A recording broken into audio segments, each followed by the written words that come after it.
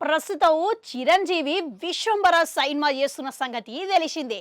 ఇక ఈ సైన్మాల త్రిష నటిస్తున్నది 2025 వేసవి కాలంలో ప్రేక్షకుల ముందుకి రాబోతున్నది. ఇక ఈ సైన్మా చివరి దశల షూటింగ్ ఉండడంతో తొందరలోనే గుంబడికాయ కొట్టే అవకాశాలు అవపడుతున్నాయంట.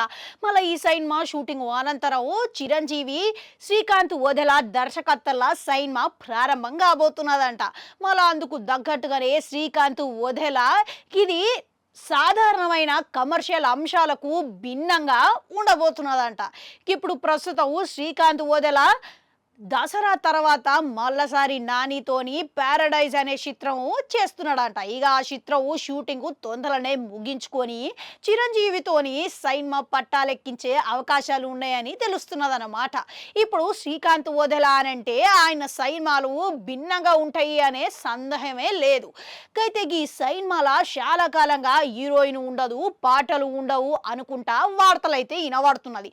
మళ్ళీ చిరంజీవి సైన్మాల హీరోయిన్ ఉండదు, పాటలు ఉండవంటే గెట్ల మళ్ళా అభిమానులు మటుకు చిరంజీవి సైన్మా అంటే ఖచ్చితంగా అందమైన హీరోయిన్, 4-5 పాటలు, 2 ఫైట్లు ఖచ్చితంగా ఉండాలని కోరుకుంటారు. మళ్ళీ ఇవేవి లేకుండా చూడడం అనంటే ఎంతవరకు సాధ్యపడుతుంది అనే సందేహం అయితే ఉన్నది.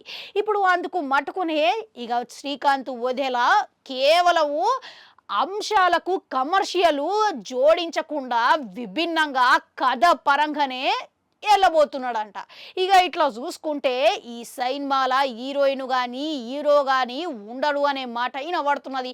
ఇక అట్లా చేయాలి అని అంటే శ్రీకాంత్ వదెల అద్భుతమైన కథ ఉంటే తప్పించి ప్రేక్షకులకు హీరోయిన్ పాటలు లేవు అనే విషయం మర్చిపోయి గుర్తకుండా అందులో లీనమయ్యి మరి చూస్తారు. ఇక అట్లా చేయాలి అని అంటే మెగా అభిమానులతో పాటుగా అభిమానులకు గిట్లా మన శ్రీకాంత్ వదెల తెర మీద అద్భుతమైన కథను ఆవిష్కరించడం అవసరం.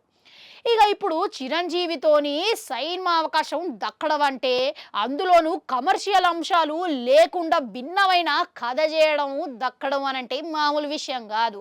ఇప్పుడు ప్రస్తుతం నాని సైన్మాని నిర్మిస్తున్నాడు గనక నాని సైన్మాతోని ఇప్పుడు ఈ మధ్యకాలంలో వచ్చిన చిరంజీవి సైన్మాలకు ప్రత్యేకంగా ఈ సైన్మా ఉండబోతున్నదంట. ఇక అందుకు తగ్గట్టుగానే ఇప్పటికే గాడ్ ఫాదర్ వచ్చింది. ఇక ఆ సైన్మాల హీరోయిన్ పాటలు లేకపోవడంతో చాలా మంది నిరాశ పరిచి ఇక అది పెద్దగా కలిసి రాలేదు అని చెప్పి ఇక సైన్మాని తిరస్కరించారు.